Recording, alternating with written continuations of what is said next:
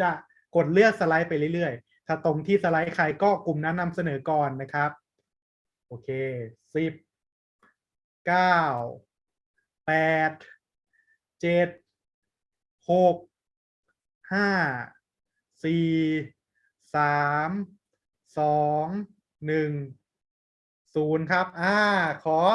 กลุ่ม3นะครับโอเคกลุ่ม3นะครับ ครับขอตัวแทนนำเสนอมาแล้วครับ ผมอ๋อ รู้ว่าผมต้องเป็นตัวแทน โอเคครับค โอรับเคครับวันเมื่อกี้ครับเราผมคุยกับในกลุ่มนะครับ ครับก็เราก็คุยกันเรื่องที่มาที่ไปครับว่า เราจะครับทำวิดีโอยังไงนู่นนี่นั่นถูกไหมฮะอืมก็จะแชร์ไอเดียกัน ทีนี้พอดีว่ามันมีตัวอย่างวิดีโอที่ผมก็ทำเสร็จไว้แล้วละแต่ว่าแปลงออกมาเป็นไอสคริปต์พวกเนี้ยหรือพวกวิดีโอเนม target learner เนี่ยให้เข้ากับคลาสก็คือเขาจะทำฉากถ่ายภาพสุดปังราคาถูกเนี่ยเราจะใช้อ๋อเป็นชื่อนี้เพราะว่าtarget learner เนี่ย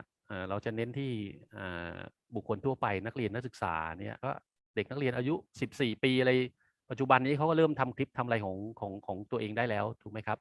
แล้วก็จะมาเน้นว่า learning outcome เนี่ยผู้เรียนเนี่ยก็จะสามารถสร้างไอฉากถ่ายภาพตัวนี้ได้เมื่อดูของเราแล้วนะครับผมแล้วก็เราคิดว่าวิดีโอเนี่ยมันไม่ควรจะเกินประมาณเนี้ย5 นาทีก็น่าจะพอแล้วเพราะว่าเราจะเน้นเรื่องการสร้างแบบง่ายๆนะครับไม่ได้มีอะไรซับซ้อนมากนะครับแล้วก็ส่วนท้ายออฟวิดีโอนี่อาจจะเป็นแบบเป็นไลฟ์แอคชั่นหรือ talking head vlog เพราะว่าบางคนอาจจะทำเป็นถ่ายแบบไม่เห็นหน้าตัวเองแบบอายหน้าตัวเองอย่างเงี้ยก็จะถ่ายเป็นครับครับสิ่งที่ยังทำมาแล้วอาจจะเป็นภาพเคลื่อนไหวประกอบกับภาพนิ่งก็ได้นะครับหรือว่าเป็นวีล็อกก็จะมีตัวเองอยู่ด้วยพูดไปด้วยมีหน้าตัวเองไปด้วยก็ได้นะครับผมครับอันนี้มันก็จะประมาณนี้ครับผมครับส่วนเดี๋ยวมันต้องมีสไลด์สไลด์ต่อไปก็อย่างนี้ครับทีนี้ถามว่าไอ้ตรงไอ้ beginning เนี่ยกระตุ้นให้ผู้เรียนเนี่ยว่าเมื่อจบแล้วเขาจะทำอะไรได้เนี่ยเราก็บอกว่าเราจะแนะนำก่อนว่ามันมีฉากถ่ายภาพดีๆง่ายๆเนี่ยมาให้ลองทำดูนะบางทีคุณอาจจะนึกไม่ถึงว่าไอ้ของแค่นี้มันก็ทำฉากถ่ายภาพได้นะแล้วมันก็จะทำให้ว่าถ้าเขาดูแล้วเนี่ยเขาก็สามารถทำด้วยตัวเองก็ได้คือไม่ต้องก็ได้ทำด้วยตัวเองได้จริงๆครับนะฮะไม่ต้องไปจ้างใครทำอะไรอย่างเงี้ยแล้วก็ผู้เรียนก็จะใช้งานฉากถ่ายภาพนั้นได้จริงๆเลยคือเอาไปใช้ได้จริงๆเลยผลิตวิดีโอเลยโดยมีฉากถ่ายภาพของตัวเองเนี่ยนะครับมันก็จะมีการเกริ่นนำแล้วก็ต้องบอกว่าสวัสดีท่านผู้ชมนะเรามีนู่นนี่นั่นง่ายๆชิ้นหนึ่งมาทำเสนอแล้วในวิดีโอมันก็ต้องควรจะบอกว่าที่เราสังเกตว่าบางทีอย่างผมประสบการณ์ตอนแรกที่ทำมาก็คือบางทีเราพูดอะไรไปเรื่อยเปื่อยอะแต่จริงๆแล้วเราควรจะมาจัดว่ามันคืออะไรมันใช้สำหรับทำอะไรมันดียังไงถูกไหมฮะส่วนเราจะแทรกความคิดเห็นอะไรเนี่ยเดี๋ยวเราว่ากันอีกทีเพราะไม่งั้นเนี่ยถ้าเราไปเรื่อยเปื่อยเนี่ยมันจะทำให้มันเลยเวลาถูกไหมฮะมาแล้วพอดูคอนเซปต์เนี่ยพอมาเช็คตัวนี้เขาบอกว่าหัวใจหลักของวิดีโอเนี่ยก็ควรจะมี1 แนวคิดหลักใช่ฮะถ้ามีหลายแนวคิดหลักเดี๋ยวมันตีกันเองถูกไหมครับก็อันนี้ผมเน้นเลยว่าอุปกรณ์เนี่ยมันอยู่ใกล้ตัวบางทีแทบเรานึกไม่ถึงเลยนะไอ้ของพวกนี้ที่มันอยู่ใกล้ตัวมันทำได้จริงๆนะหรือถ้าต้องไปซื้อก็ไปไม่ไกลก็ซื้อมาได้ราคาไม่แพงและที่สำคัญก็คือทำการประกอบเองได้แน่ๆอันนี้สำคัญเพราะฉะนั้นเนี่ยในตัวสคริปต์โน้ตเนี่ยมันก็ต้องไปแนะนำที่วัสดุอุปกรณ์ที่มันมีอยู่จริงๆเลยนะครับเป็นที่เขาหาได้จริงๆแล้วก็ไล่ขั้นตอนวิธีการว่า1 2 3 4 5มันทำอะไรได้บ้างสุดท้ายแล้วมันจะได้อะไรออกมาพอไปถึงไอคอน to action เนี่ยมันก็ต้องแสดงภาพผลงานที่มันสำเร็จแล้วก็เชิญชวนให้เขาทำแต่ว่ามันจะดีปุ๊บเนี่ยมันควรจะเป็นลักษณะที่ว่าเราเนี่ยหรือให้ใครก็ได้เนี่ยไปสาธิตการใช้งานตัวนั้นด้วยก็ได้มันจะยิ่งเพิ่มเห็นว่าเฮ้ยมันใช้งานได้จริงนะแล้วก็ต้องบอกเขาว่าเขาสามารถที่จะปรับปรุงได้ตามความเหมาะสมนะนี่เราให้เป็นแค่ไอเดียแค่นั้นเองนะครับมันจะกว้างยาวสั้นยาวนิดหน่อยเปลี่ยนสีผ้าฉากหลังอะไรตามสบายได้เลยนะฮะก็ตามความเหมาะสมของเขาแล้วก็อาจจะชักชวนเขาว่าอย่าลืมติดตามในคลิปต่อไปของเราหรือว่ามีอะไรก็สามารถจะทักมาได้ในช่องทางที่จะติดต่อกับเราได้มันก็จะเพิ่มเรื่องของปฏิสัมพันธ์มากขึ้นครับผมออกมาโอเคครับดีมากเลยนะครับนะครับก็เป็นการนะครับนำเสนอDIY ด้วยตนเองนะครับฉากภาพถ่ายสุดปังราคาถูกเรามาดูขอบคุณอาจารย์มากเลยนะครับแล้วก็เรามาดูกันครับวิดีโอเนมฉากถ่ายภาพสุดปังราคาถูกดูตรงนี้เราเข้าใจเลยนะครับว่า เป็นฉากถ่ายภาพนั่นเองนะครับแล้วก็สุดปังราคาถูกนี้เป็นคำที่ทำให้วิดีโอนี้มีความน่าสนใจถือว่าเข้าใจเลยนะครับ DIY ก็คือวิดีโอนี้จะสอนทำเองนะฮะถือว่าเยี่ยมเลยนะครับส่วนต่อมานะครับบุคคลทั่วไปนักเรียนอายุ14 ปีขึ้นไปนะครับตรงนี้โอเคเลยนะครับแต่อาจจะเสริมว่าอายุ14 ปีขึ้นไปที่ต้องการทำฉากถ่ายภาพด้วยตนเองนะฮะโอเคนะครับผู้เรียนจะสามารถสร้างฉากถ่ายภาพด้วยตนเองได้นะครับสามารถเสริมเข้าไปได้แต่แบบนี้ถูกแล้วนะครับอันนี้เวลาก็เป็นเวลาโดยประมาณ5 นาทีกำลังโอเคครับแต่เราอาจจะใส่หน่วยไปด้วยนะฮะตรงนี้ถือว่าทำมาดีมากเลยนะฮะแล้วในส่วนแรกนี่นะครับผู้เรียนสามารถทำฉากถ่ายภาพได้จริงอันนี้ก็จะเป็นส่วนสคริปต์ที่แนะนำเลยนะครับมันคือใช้สำหรับมันดียังไงเราสามารถอธิบายให้น่าสนใจในช่วงแรกได้ตรงนี้ดีมากเลยนะครับทำจากวัสดุอุปกรณ์ใกล้ตัวแนะนำขั้นตอนวิธีการใช่เลยครับแบบที่อาจารย์บอกก็คือมี1 แนวคิดหลักนะครับก็แนะนำขั้นตอนวิธีการได้ดีเลยนะครับส่วนสุดท้ายแสดงภาพผลงานที่สำเร็จนะครับตอนแรกเราอาจจะโชว์ตอนแรกด้วยแล้วก็ตอนท้ายเราก็โชว์หลังจากทำเสร็จจริงๆนะครับแล้วก็แนะนำให้ผู้เรียนลองทำตามปรับปรุงตามความเหมาะสมนี่โอ้โหดีมากเลยนะครับซึ่งเป็นส่วนที่เราเน้นย้ำในช่วง DN เลยนะครับโอเคนะครับขอบคุณกลุ่ม3ครับขอบคุณมากครับครับผมครับขอบคุณครับขอบคุณมากครับต่อมานะครับต่อมาขอเลือกกลุ่ม6ครับผม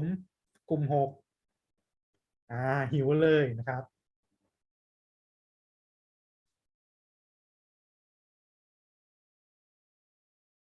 กลุ่ม6นะครับโอเคถ้างั้นขออนุญาตค่ะคุณอรจรนะคะโอเคนั้นเดี๋ยว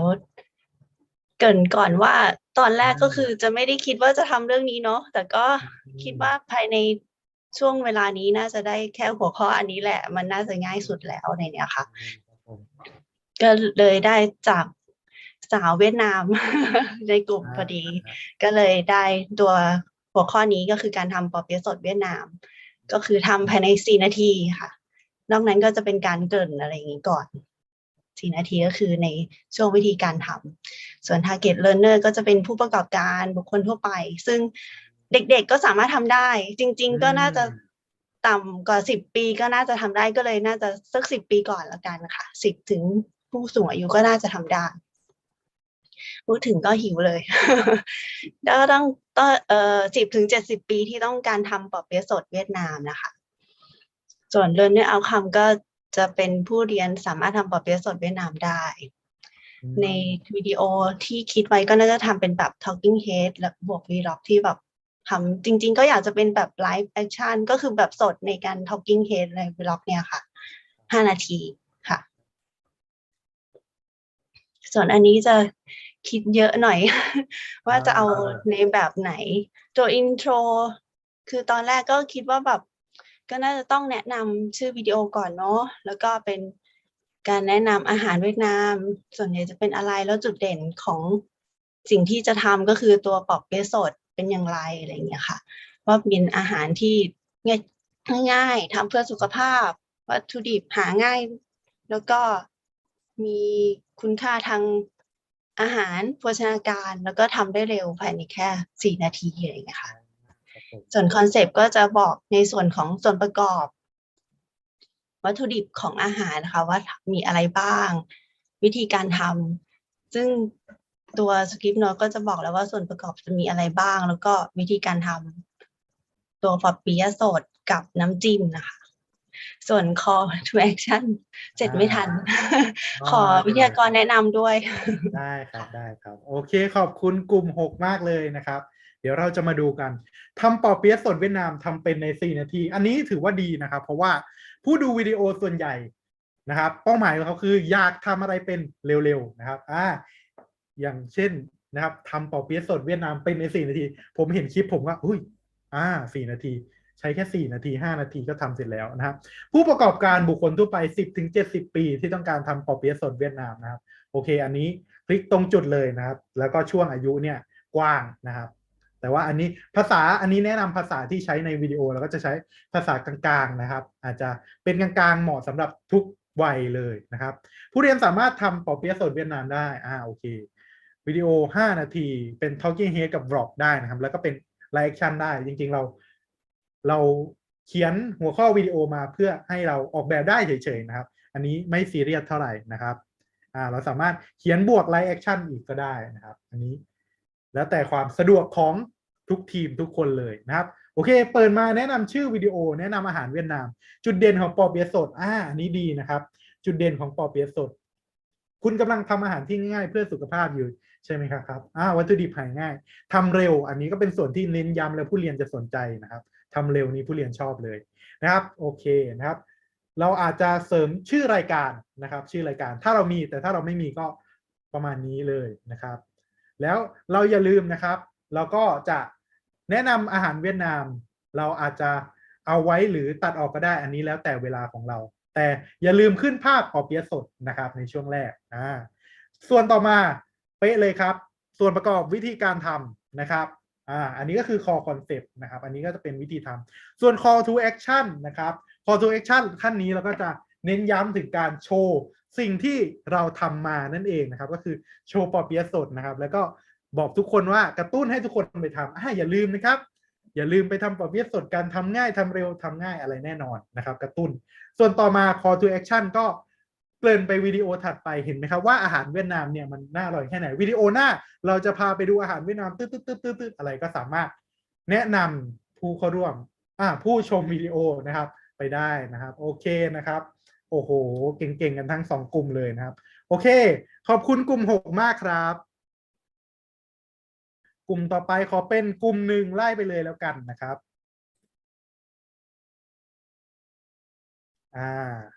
โอเคครับขอตัวแทนกลุ่ม1ด้วยนะครับยังไม่เลือกอาจารย์พิเนศไปไหนฮะอาจารย์พิเนศเอา อยู่นี่เดี๋ยวมารวมกันครับโอเคนะครับสามัคคีได้นะครับเอาเลยครับเริ่มได้เลยใครเริ่มดีผมเริ่มดีกว่าผมเริ่มดีกว่าอาจารย์เริ่มเลย ได้ครับ ครับนึกอะไรไม่ออกครับทำไข่เจียวฟูอะไรเนี่ยไข่เจียวปูฟูกรอบนอกนุ่มในสไตล์เจ๊ไฝนะครับโอเคครับนึกไม่ออกว่าจะเอาใครดีก็เอาตั้งแต่เด็กป .6 ขึ้นไปครับทำได้หมดเลยจริงๆน่าจะเขียนว่าคนทั่วไปเนาะไม่รู้เหมือนกันครับแล้วก็หวังว่าจะทำไข่เจียวปูที่ฟูนุ่มแล้วก็กรอบนอกนุ่มในนะฮะอันนี้ลืมเขียนแก้ไปแค่เวลา5 นาทีครับแล้วก็คิดว่าคงต้องทำให้ดูเนาะมันถึงจะมีรสชาติอะไรเงี้ยนะครับก็เป็นไลฟ์แอคชั่นครับผมโอเคครับ เดี๋ยวอินโทรผมอินโทรก่อนละกันอินโทรคือเราก็จะต้องมี2 จานเอามาโชว์กันเลยอันนี้แฟบอันนี้ฟูใช่ไหมครับไปเพนพอยต์เขาเลยครับท่านเป็นคนหนึ่งหรือเปล่าที่อยากทำฟูแบบนี้แต่ออกมาแฟบแบบนี้เชิญชวนว่าเราต้องมีเคล็ดลับนะฮะทำอย่างรวดเร็วสนใจให้ตามมาดูอะไรประมาณนี้ครับที่เหลือเชิญอาจารย์ตอบเลยครับครับแต่ว่าเมื่อกี้ของอินโทรนะอาจารย์นะบอกว่าถ้าสนใจก็มาดูต่อนะถ้าไม่ดูปุ๊บก็ไปเปลี่ยนเป็นของคนอื่นไปเลยหมดเรื่องหมดราวอันนี้คือหมายความยื่นคำขาดอาจจะดูต่อไหมนะครับครับนิดนึงนะครับในส่วนคอนเซ็ปต์นะตัว middle เนี่ยก็จริงๆแอคชั่นก็เรื่องการเตรียมเลือกวัตถุดิบนะฮะเรื่องอุปกรณ์เป็นยังไงบ้างขั้นตอนการทำยังไงบ้างนะครับอันนี้เราก็ชวนอาจจะมีตั้งแต่ว่าเลือกไข่เลือกไข่แบบไหนยังไงจะไข่เบอร์อะไรด้วยอาจารย์ไข่เก่าไข่ใหม่นะเนื้อปูจากไหนยังไงสภาพเนี่ยแช่เย็นก่อนไหมหรือว่าต้องมาทำอะไรก่อนใช่ไหมจะเป็นยังไงนะฮะส่วนผสมเป็นยังไงบ้างกระจุกกระจิกกระทะอีกจะกระทะเหล็กไหมเทฟลอนไม่เหมือนกันยังไงไฟแบบไหนยังไงบ้างใช่ไหมครับแล้วก็ในวิธีการทำปุ๊บก็คือเรื่องอาจจะแบบถ่ายทำให้ดูว่ามันทำแบบไหนยังไงบ้างนะครับแล้วก็คีย์เวิร์ดหลักเจลไข่ต้องฟูขนาดนั้นเลยไหมนะครับเพราะอันนี้คือเราทำไข่เจ๊ไฝเราไม่ทำไข่ฟูถ้าไข่ฟูมันต้องแยกไข่ขาวไข่แดงนะครับแล้วก็อันนี้มาคนขนาดไหนแล้วก็จะใส่ตัวเนื้อปูเท่าไหร่ยังไงน้ำมันที่ใช้ท่วมแบบไหนยังไงบ้างขั้นตอนการทำใช่ไหมฮะตอนค่อยๆใส่เข้าไปแล้วค่อยๆฟลิปเนี่ยเดี๋ยวเราสอนเขาจะทำยังไงต่อนะครับแล้วก็ดึงขึ้นมาแล้วก็ตกแต่งยังไงบ้างนะครับในส่วนนี้แล้วก็ส่วนที่ตัว DN เนี่ยก็คือ ต้องมีการชิมแบบเย้ายวนใช่ไหมอาจารย์แต่ว่าก่อนที่จะชิมเย้ายวนก็คือให้เห็นว่ามันกินแล้วรสชาติมัน texture มันเป็นยังไงบ้างรสชาติมันเป็นยังไงบ้างอันนี้ ต้องให้กลิ่นมันออกมาจากจอเลย ต้องเสแสร้งนิดหนึ่งว่ามันเป็นยังไงเสร็จแล้วก็แต่ว่าก็คล้ายๆว่าเราก็บอกว่าไอ้นี่การทำแบบเนี้ยมันประมาณกี่แคลอรี่กิโลแคลอรี่เพราะว่าบางคนเนี่ยต้องการไดเอทเขาก็อยากกินแบบเนี้ยนะครับแต่ว่าพอยต์ก็คือว่าแต่ว่ากว่าจะได้มาเนี่ยมันทำหลายครั้งมาก1 2 4นะครับคือถ้าคุณอยากกินแบบเนี้ยไม่ต้องทำแบบเฟลละถ้าอยากดูคืออยากทำตามนี้ก็ไปดูไอ้ข้างบนต่ออีกรอบนึงแล้วกันแต่เราก็มีพอยต์ต่อเหมือนกันนะว่าแบบเนี้ยแคลอรี่มันยังสูงไปเดี๋ยวเราจะหาวิธีการทำไงให้มันลดแคลอรี่แล้วคุณมาติดตามชมต่อไปอีกทีหนึ่งก็คือเหมือนกับเป็น customer engagement ต่ออีกทีครับอันนี้ก็คร่าวๆในส่วนนี้ครับโอเคครับโอ้โหสุดยอดมากเลยนะครับขอบคุณกลุ่มหนึ่งนะครับ เดี๋ยวเราไปดูกันนะครับ วิธีทำไข่เจียวปูฟูกรอบนอกนุ่มในสไตล์เจ๊ไฝนะครับโอ้โหอันนี้เป็นหัวข้อที่น่าสนใจมากนะครับสไตล์เจ๊ไฝแต่ว่าบางคนอาจจะไม่รู้จักเจ๊ไฝแต่ส่วนใหญ่ก็น่าจะรู้จักอันนี้ก็ถือว่าเป็นหัวข้อที่ได้นะครับหรือเราอาจจะเพิ่มหัวข้อเปลี่ยนจากเจ๊ไฝเป็นระดับมิชลินหรือระดับอร่อยแน่นอนอะไรอย่างนี้ก็ได้แต่ว่าเป็นเจ๊ไฝเนี่ยสามารถใช้ได้นะครับแล้วก็เราสามารถดูกลุ่มลูกค้าของเราได้ว่าผู้ชมวิดีโอเนี่ยเป็นยังไงนะครับอายุ 12-60 ปีทุกเพศนะครับเราอาจจะเพิ่มไปว่าผู้เรียนที่เป็นผู้ประกอบการหรือบุคคลทั่วไปนะครับแล้วก็อายุประมาณเท่านี้นะครับที่ต้องการทำไข่เจียวนะฮะ learning outcome ผู้ชมสามารถทำไข่เจียวปูที่ฟูและนุ่มอันนี้ชัดเจนนะฮะต่อมา5 นาทีแล้วก็ไลฟ์แอคชั่นนะครับโอเคเลยไลฟ์แอคชั่นเนี่ยทำให้ดูนะครับเพราะว่าในตัววิดีโอที่เขียนสคริปต์มาก็เป็นไลฟ์แอคชั่นนะฮะอันนี้โอ้โหข้อแรกยื่นคำขาดออกในแนวโน้มน้าวอันนี้เป็นสิ่งที่ดีเลยนะครับทำให้ผู้เรียนแบบสนใจนะครับแต่ว่าเราอาจจะระบุกลุ่มเป้าหมายให้ชัดเจนมากขึ้นเพราะว่ายื่นคำขาดเนี่ยอาจจะเหมาะกับผู้ชมวัยรุ่นแล้วก็อันนี้เราก็ต้องดูแพลตฟอร์มที่เราลงนะฮะถ้าลง YouTube อะไรนี่โอเคเลยแต่ถ้าสมมุติว่าในอนาคตเนี่ยเว็บ Learn for Life นะฮะเราก็อันนี้เราก็ต้องอาจจะปรับเนื้อหานิดนึงนะครับโอเคแต่เป็นการ engage ผู้เรียนที่น่าสนใจนะครับท่านเป็นอีกคนหนึ่งไหมที่อยากทำไข่เจียวฟูๆแบบนี้แต่ได้แฟบๆแบบนี้อันนี้มีวัตถุดิบให้ดูเลยไม่ใช่วัตถุดิบมีไข่เจียวให้ดูเลยนะครับเรามีเคล็ดลับน่าสนใจมาดูอันนี้เป็นการ engage ที่น่าสนใจมากนะครับส่วนต่อมานะครับเมนคอนเซปต์ก็ใช่เลยนะครับวัตถุดิบอุปกรณ์นะครับเราตรงนี้เราอาจจะเขียนสคริปต์ไปนะครับทำแบบอาจารย์ก็ได้เขียนสคริปต์นิดหนึ่งแล้วก็อธิบายในวิดีโอขยายความนะครับดีมากเลยอันนี้น่าสนใจมากชิมแบบเย้ายวนนะครับแล้วเราก็โชว์เฟลหลายๆแบบได้นะครับในช่วงสุดท้ายแต่ว่าเราอาจจะต้องระวังเรื่องเวลานิดหนึ่งนะครับเราพยายามสโคปให้ได้นะครับให้กำลังใจไม่ยากโอเคมีคำด้วยไม่เข้าใจชวนดูอีกรอบอันนี้เป็นขั้นตอนนำเสนอส่วนต่อไปได้ดีเลยนะครับบอกกิโลแคลอรี่แล้วก็เรื่องปัญหาน้ำมันชวนให้ติดตามต่อโอ้โหอันนี้น่าสนใจมากมีสตอรี่มากเลยนะครับโอเคขอบคุณกลุ่มหนึ่งนะครับขอบคุณอาจารย์ทุกท่านนะครับขอต่อที่กลุ่ม2เลยนะครับเจ๊ไฝนะฮะโอ้ประชันกันแล้วนะฮะ ว่าวิดีโอไหนจะอร่อยกว่ากันนะฮะขอเชิญตัวแทนกลุ่ม2ได้เลยนะครับค่ะของกลุ่ม2เนี่ย จริงๆเนี่ยนะตอนแรกที่เราตั้งชื่อนะคะเราตั้งชื่อไข่เจียวทะเลทำไข่เจียวยังไงให้อร่อยกว่าเจ๊ไฝอันนี้เป็นชื่อตอนแรกนะคะแต่ว่าเรารู้สึกว่าอันนี้จะท้าทายเจ๊ไฝไปหรือเปล่าก็เลยเปลี่ยนดีกว่าเป็นสไตล์เจ๊ไฝให้ดูแบบทำยังไงให้อร่อยเหมือนเจ๊ไฝอย่างนั้นนะคะแต่ว่าหลังจากที่เห็นกลุ่ม1พรีเซนต์ไปเนี่ยสารภาพว่าอายนิดเพราะว่ารู้สึกรายละเอียดเราเนี่ยจะไม่ได้เท่าทีม1เลยนี่ขนาดทีมเราเนี่ยผู้หญิงหมดเลยนะคะแต่รู้สึกว่าความรู้ในเรื่องของการทำอาหารเนี่ยสู้ทีม1ไม่ได้ทั้งที่ทีม1นี่คนที่นำเสนอเนี่ยเป็นอาจารย์ผู้ชายใช่ไหมคะแต่รู้สึกว่าใช่ครับใช่เราเก็บอาจารย์ผู้หญิงไว้สำหรับทีเด็ดตอนหลังครับอาจารย์ผู้ชายคิดหมดเลยค่ะอาจารย์ผู้ชายทำหมดเลยค่ะคือว่าโอ้โหเก่งมากทีนี้มาดูของทีมเรามั่งละกันนะคะ ของเราเนี่ยนะคะก็ชื่อเรื่องก็จะคล้ายๆทีมหนึ่งนะคะ ก็จะเป็นเรื่องของการทำไข่เจียวเหมือนกันเพราะว่าเราคิดว่ามันง่ายที่สุดแล้วนะคะส่วนtarget learners ของเรานะคะเราก็เน้นไปที่จริงๆก็ไม่ได้เน้นก็เป็นบุคคลทั่วไปนั่นแหละที่อยากจะฝึกทำไข่เจียวนะคะให้กรอบให้ฟูนะคะแล้วก็ดูเนื้อนุ่มๆฉ่ำๆข้างในเป็นไส้ทะเลนะคะทะเลก็คือรวมหมดกุ้งหอยปูปลานะคะครับแล้วก็ learning outcome นะคะเราก็หวังว่าผู้ดูเนี่ยดูแล้วก็จะสามารถทำไข่เจียวที่ทำให้ไข่เจียวออกมาให้มีลักษณะกรอบนอกแต่นุ่มในนะคะโดยภายในเราเนี่ยแทนที่จะมีแต่ปูเหมือนเจ๊ไฝเราก็ใส่ให้หมดเลยกุ้งหอยปูปลาเรายกมาทั้งทะเลเลยค่ะนะคะรวมทั้งหอยนางรมด้วยนะคะแล้วก็สิ่งที่เราจะเน้นก็คือความสดของอาหารทะเลข้างในซึ่งมันจะทำให้ไข่เจียวอร่อยมากขึ้นนะคะโดยเวลาที่จะใช้ในการทำวิดีโอเนี่ยเอาแค่3 นาทีพอเพราะเราเน้นเอาว่ามันทำง่ายนะคะ3 นาทีคุณก็สามารถทำได้แล้วนะคะแล้วก็ประเภทของวิดีโอนะคะเนื่องจากมันเป็นลักษณะของการทำอาหารคือทำไปด้วยอธิบายไปด้วยก็เลือกเป็นแบบไลฟ์แอคชั่นนะคะโอเคครับค่ะแล้วก็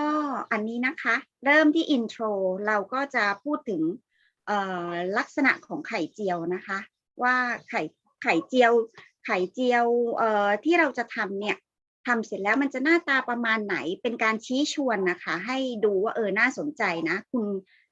ถ้าคุณดูคลิปนี้ทำไข่เจียวออกมาแล้วมันจะได้หน้าตาแบบนี้นะก็จะมีภาพประกอบนะคะเป็นไข่เจียวฟูน่ากินนะคะแล้วก็อาจจะพูดอธิบายนิดนึงว่าไข่เจียวที่เราจะทำเนี่ยมันไม่ธรรมดานะเพราะว่าไข่เจียวที่เราทำเนี่ยผิวมันจะเหลืองทองกรอบข้างนอกแต่ว่าข้างในนุ่มๆพอกินเข้าไปแล้วเนี่ยคุณจะรู้สึกได้ว่ามันนุ่มมันฉ่ำมันหวานลิ้นจากเนื้ออาหารทะเลที่มันสดอยู่ข้างในอะค่ะแล้วก็ในส่วนของเนื้อหาหลักนะคะก็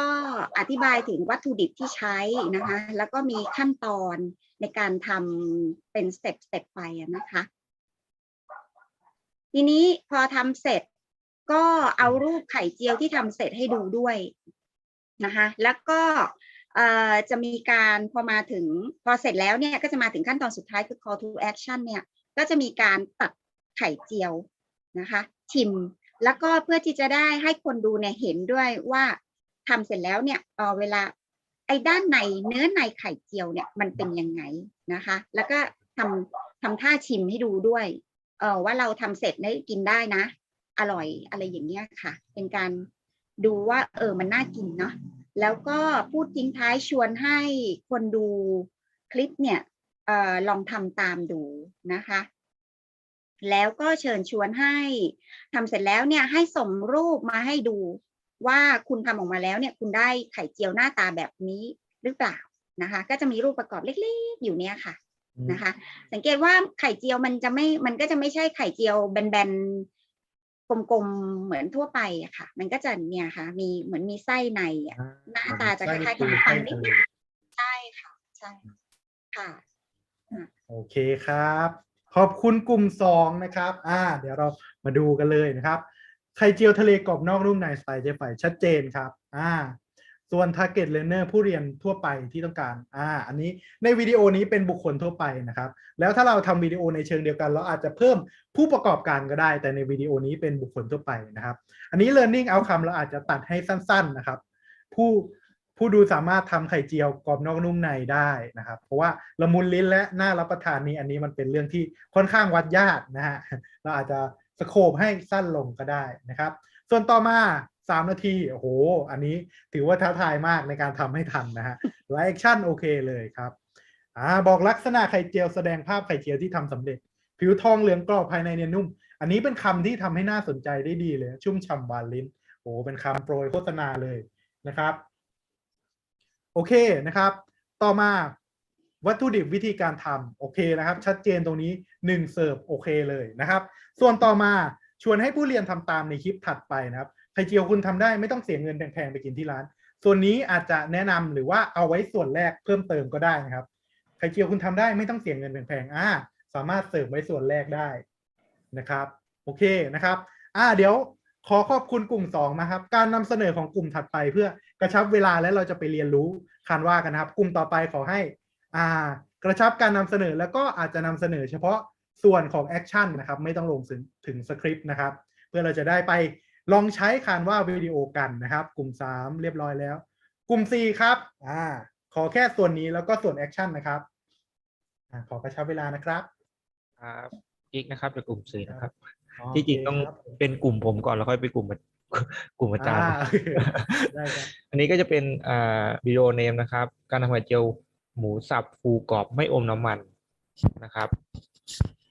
ทาร์เก็ตนะครับก็จะเป็นคนที่อยากได้เทคนิคการทำไข่เจียวให้ฟูกรอบในช่วงตั้งแต่อายุ18-30หรือเด็กแล้วก็วัยเรียนวัยทำงานอะไรเงี้ยครับครับผม Learning Outcome ก็จะเป็นผู้เรียนสามารถทำไข่เจียวหมูสับฟูกรอบไม่อมน้ำมันได้นะครับเวลาก็อยู่ประมาณไม่เกิน5 นาทีนะครับสไตล์ของวิดีโอนะครับก็คือจะถ่ายหน้าเราในการเปิดนะครับว่าแล้วก็มีเครื่องปรุงอะไรบ้างใส่คำบรรยายในแต่ละขั้นตอนนะครับท้ายวิดีโอก็จะเป็นประมาณไลฟ์แอคชั่นนะครับโอเคครับมาครับผมอินโทรนะครับก็คือเกริ่นนำเข้าสู่วิดีโอนะครับว่าเราจะทำอะไรนะครับก็จะมีภาพไข่เจียวตอนที่แบบทำเสร็จแล้วฟูกรอบอาจจะมีภาพตอนที่ใช้ช้อนส้อมตักให้เราได้ยินเสียงกรอบอะไรเงี้ยครับอันนี้ก็จะมีคำสคริปต์โน้ตนะครับสวัสดีครับพบกับรายการพ่อครัวหรือแม่ครัวหัวไข่อีกครั้งในวันนี้สอนทำไข่เจียวหมูสับฟูกรอบแบบไม่อมน้ำมันทำง่ายใช้อุปกรณ์น้อยไม่เกิน5 นาทีครับคอนเซปต์สดก็มีส่วนผสมเทคนิคการทอดไข่เจียวไม่อมน้ำมันนะครับก็จะมีไข่เจียวหมูสับน้ำมันซอสปรุงรสแล้วก็เทคนิคการทอดนะครับการตั้งน้ำมันนะครับแล้วก็การใช้กระชอนมาลองการเทไข่ใส่ในกระทะพอไข่เริ่มมีสีเหลืองให้พลิกกลับอีกด้านหนึ่งแล้วก็พอไข่เจียวสุกก็ให้รีบตักขึ้นมาพักได้เลยครับ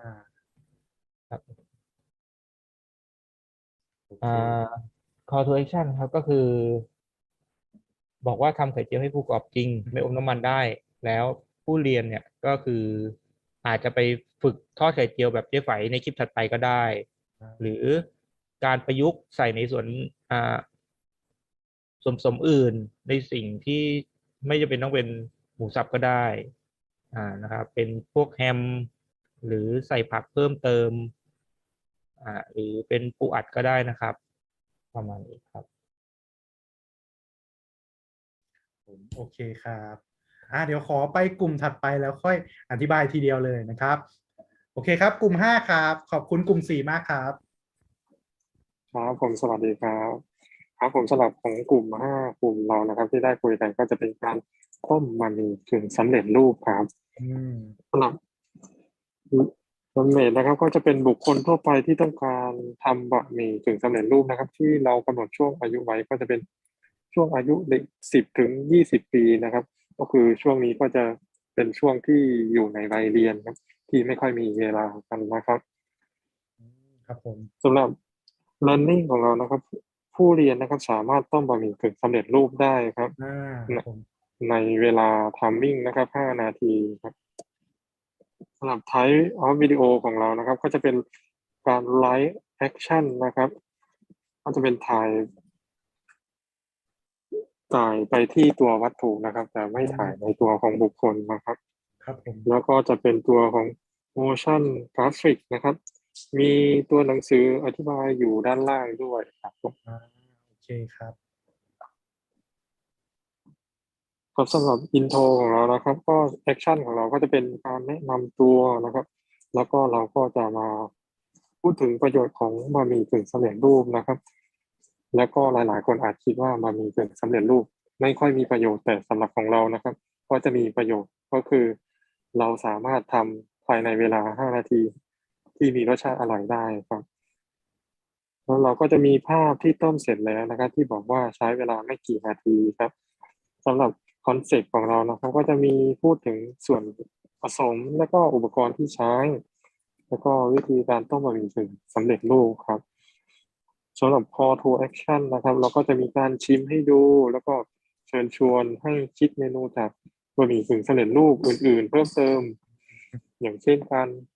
ผัดมาม่าอะไรอย่างนี้ เราก็จะมีการเชิญชวนให้ติดตามคลิปต่อไป โดยที่เราคุยกันไว้ว่าก็จะเป็นเชิญชวนให้มาดู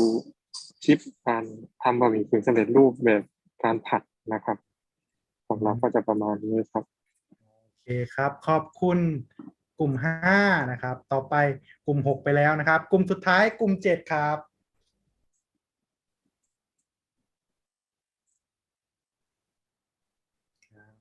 มีเมนูอาหารนะฮะอันนี้ก็ปลูกผักทำอาหารขอตัวแทนกลุ่ม7นะครับ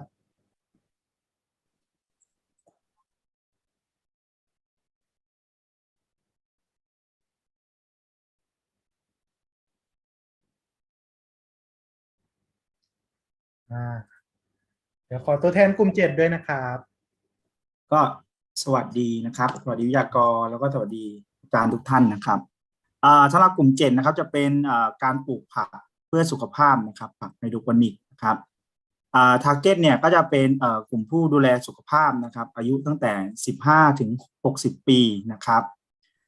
learning outcome นะครับที่กลุ่มเราตั้งก็จะมีอยู่2ข้อนะครับข้อแรกก็จะเป็นสามารถปลูกผักเพื่อสุขภาพได้นะครับแล้วก็ถือในส่วนของสามารถเป็นผู้ประกอบการได้นะครับที่เขียนเป็นผู้ประกอบการอาจจะเป็นผู้ประกอบการขนาดย่อมเนาะในครัวเรือนหรือว่าในหมู่บ้านอะไรเงี้ยครับ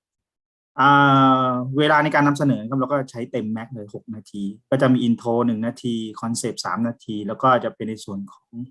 call to action 2นาทีนะครับไทป์ของวิดีโอก็จะเลือกเป็นlive action นะครับรวมกับmotion graphic นะครับในส่วนของการอินโทรนะครับก็จะมีในส่วนของ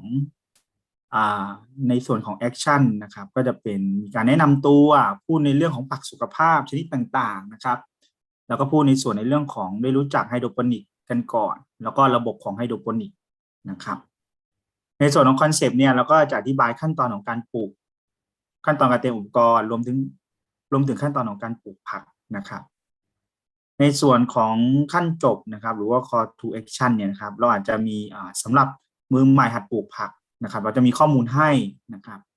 แล้วก็มีแนะนำนะครับหนังสือเพิ่มเติมแล้วก็แนะนำเป็นเว็บไซต์ให้นะครับว่าการปลูกผักเนี่ยปลูกยังไงให้มันถูกต้องถูกวิธีครับผมโอเคครับผมครับ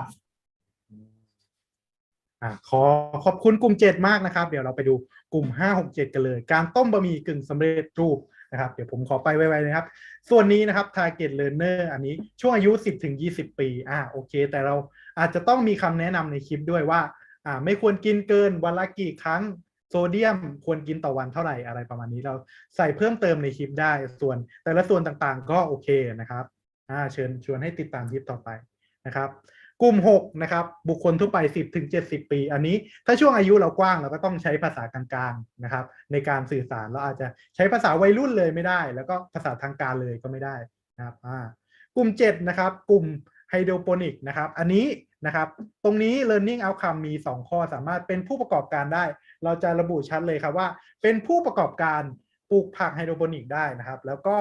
นะครับถ้าเรามี learning outcome 2 ข้อเนี่ยเราอาจจะแยกเป็น2วิดีโอได้นะครับแล้ว target learner นี่ชัดเจนมากกลุ่มผู้ดูแลสุขภาพโอเคเลยนะครับอายุ15 ถึง 60 ปีนะครับแต่อาจจะเพิ่มว่าที่ต้องการปลูกผักไฮโดรโปนิกนะครับแต่ตัวนี้โอเคมากเลยกลุ่มผู้ดูแลสุขภาพนะครับส่วน timing นะครับนี่ก็เป็นอีกวิธีหนึ่งที่ดีนะครับเราสามารถแบ่งได้เลยว่า intro กี่นาที concept กี่นาทีและ call to action กี่นาทีนะครับอันนี้เป็นตัวอย่างที่ดีนะครับโอเคนะครับส่วนนี้ตรงนี้ขอแนะนำเลยนะครับในวิดีโอที่เราทำนะครับหากไปเอาสื่อหรือข้อมูลจากที่อื่นมาให้เราใส่ซอสของข้อมูลลงไปด้วยนะครับก็คือที่มาของข้อมูลนั่นเองนะครับส่วนอื่นๆก็โอเคเลยนะครับรู้จักไฮโดรโปนิกโอเคนะครับตอนนี้ผมขอกลับไปที่สไลด์นะครับ ตอนนี้เราก็ใกล้เวลาที่เราจะได้ทดลองใช้คานว่ามา แต่ขอแนะนำก่อนนะครับว่า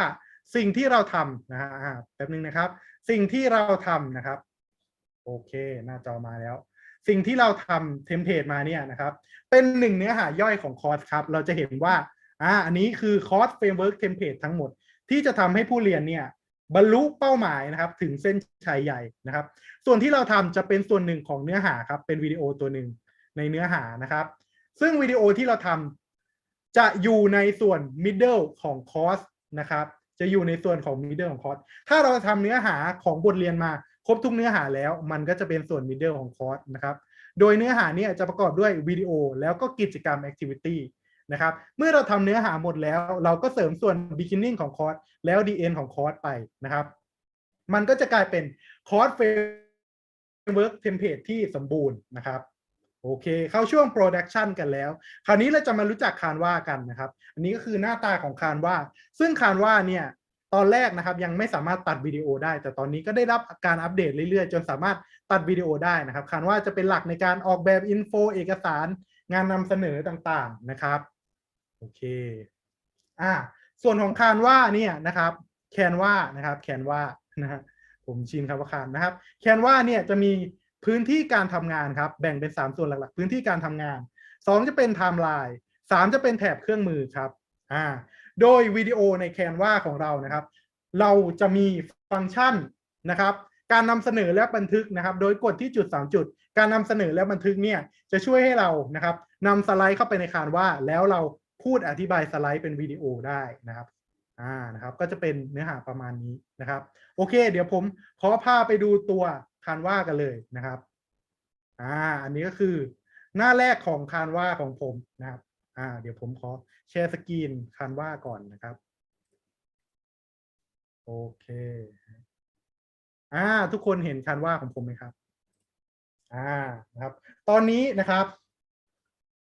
ผู้เข้าร่วมทุกท่านสามารถเข้าเว็บคานว่าได้เลยนะครับสำหรับใครที่ยังไม่สมัครสามารถสมัครได้ในคลิกเดียวนะครับแล้วของผมเป็น Canva for Education นะครับหรือใครที่ยังสมัคร Canva for Education ไม่ผ่านสามารถใช้ Canva แบบฟรีตัดต่อวิดีโอได้เช่นเดียวกันครับ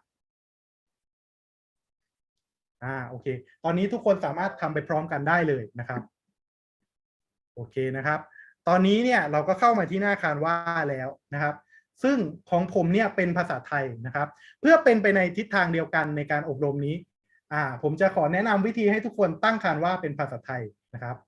ตอนนี้ทุกคนสามารถทำไปพร้อมกันหรือย้อนดูในไลฟ์ได้นะครับเราสามารถดูไป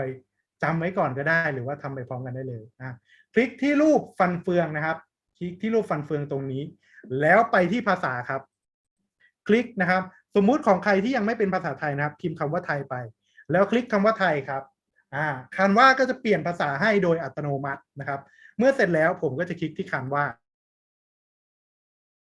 เพื่อกลับมาที่หน้าหลักแล้วคราวนี้นะครับเราก็เริ่มทำวิดีโอโดยการคลิกที่วิดีโอนะครับและเราจะคลิกที่วิดีโอตรงนี้นะครับโดยวิดีโอเนี่ยนะครับจะมีขนาด1920คูณ1080พิกเซลนะครับซึ่งเป็นขนาดที่เราแนะนำคลิกเข้าไปเลยครับตอนนี้คันว่าก็จะโหลดขึ้นมานะครับแล้วในส่วนนี้นะครับในส่วนนี้ก็จะเป็นพื้นที่การทำงานนะครับส่วนล่างจะเป็นพื้นที่ไทม์ไลน์นะครับแล้วส่วนนี้ก็จะเป็นองค์ประกอบและเครื่องมือต่างๆนะครับส่วนที่แตกต่างกันระหว่างCanvaแบบฟรีกับ for education เนี่ย Canvaแบบฟรีจะใช้ได้เหมือน for education เกือบทุกอย่างเลยนะครับแต่ฟังก์ชันบางฟังก์ชันเช่นปรับขนาดหรือว่าองค์ประกอบบางองค์ประกอบที่มีรูปมงกุฎนะครับตรงนี้เป็นจุดสังเกตเลยอะไรก็ตามที่มีรูปมงกุฎนะครับแบบฟรีเนี่ยจะไม่สามารถใช้ได้จะใช้ได้เฉพาะแบบโปรแบบเสียเงินนะครับกับแบบ for education นะครับสำหรับการสมัคร Canva for education นะครับCanvaจะส่งเอกสารกลับมาหลังจากสมัครภายใน48ชั่วโมงนะครับซึ่งเราได้นำเสนอการสมัครไว้ในช่วงต้นแล้วโอเคนะครับส่วนแรกเป็นพื้นที่การทำงานนะครับส่วน2เป็นไทม์ไลน์ซึ่งเราสามารถปรับขนาดของ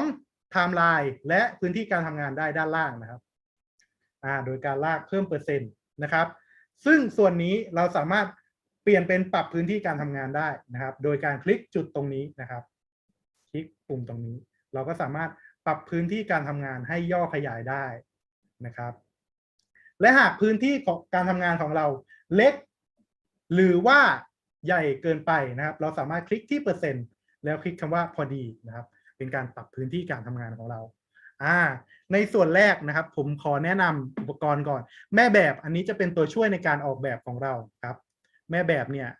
เราสามารถคลิกให้มันเข้ามาได้เลยนะครับแต่ตรงนี้ผมขอสอนทุกท่านตั้งแต่ช่วงแรกเลยแล้วกันครับองค์ประกอบส่วนนี้สำคัญมากครับจะเป็นส่วนที่กราฟิกต่างๆทุกอย่างไม่ว่าจะเป็นกราฟิกวิดีโอภาพถ่ายภาพเสียงนะครับแม้กระทั่งกรอบเทมเพลตตารางต่างๆจะอยู่ในนี้หมดสำหรับผู้ที่เป็น Canva Pro หรือว่า Canva for Education สามารถใช้ได้ทุกอย่างแต่สำหรับผู้ที่ยังไม่ได้สมัคร Canva for Education นะครับจะสามารถใช้ Object ต่างๆได้แต่ไม่ครบนะครับ Object ที่มีรูปมงกุฎจะเป็นของแบบโปรเท่านั้นครับที่สามารถใช้ได้นั่นเองนะครับโอเคในส่วนต่อมานะครับในส่วนต่อมาเป็นการอัปโหลดครับการอัปโหลดอันนี้เราสามารถนำสื่อจากที่อื่นไม่ว่าจะเป็นรูปภาพกราฟิกวิดีโอเสียงมาใช้ใน Canva ได้นะครับเราจะคลิกที่อัปโหลดสื่อครับและเลือกไฟล์ในคอมพิวเตอร์ของเรามาครับสมมุติผมเลือกไฟล์ drop down นะครับผมกดเปิดครับมันก็จะมีแถบโหลดตรงนี้แล้วเราก็สามารถนำไฟล์มาใช้ได้อย่างอิสระเลยนะครับโดยข้อจำกัดเดี๋ยวผมจะแนะนำในส่วนถัดไปส่วนต่อมาครับบันทึกตัวคุณเองครับอันนี้สำหรับผู้ที่ไม่มีวิดีโอนะครับเราคลิกบันทึกตัวคุณเองได้นะครับคลิกไปแล้วมันก็จะเข้ามาที่หน้านี้นะครับเราก็จะเห็นหน้าเรานะครับสำหรับบางคนที่ยังเชื่อมต่อกล้องกับ Canva ไม่ได้นะครับให้คลิกที่ Google Chrome ครับคลิกที่ Google Chrome นะครับแล้วคลิกการตั้งค่าครับเมื่อมาที่การตั้งค่าแล้วคลิกรูปโล่ครับความปลอดภัยและความเป็นส่วนตัวนะครับแล้วก็คลิกการตั้งค่าเว็บไซต์นะครับรูปขีดนี้เลยคลิกไปครับแล้วคราวนี้เราก็จะเห็น Canva นะครับ canva.com